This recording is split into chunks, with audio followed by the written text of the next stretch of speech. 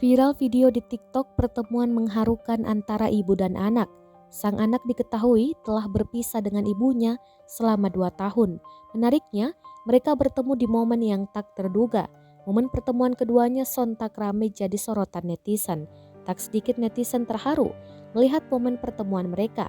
Video itu ternyata direkam oleh adik dari ibunda anak tersebut, Nur Safika Rahmat. Dia merekam momen ketika sang kakak, Mat Moselisa Rahmat bertemu kembali dengan anaknya, Wina Kiarina Ismail Hisam. Wanita yang akrab disapa Su itu lantas mengurai cerita terkait momen mengharukan tersebut.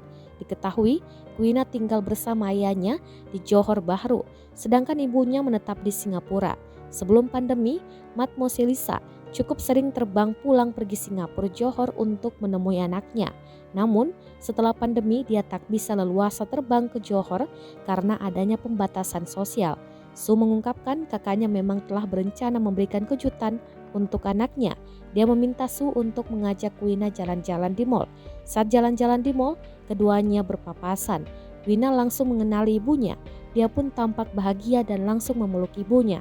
Di video tersebut, tampak Wina tak kuasa menahan tangisnya saat memeluk sang ibu.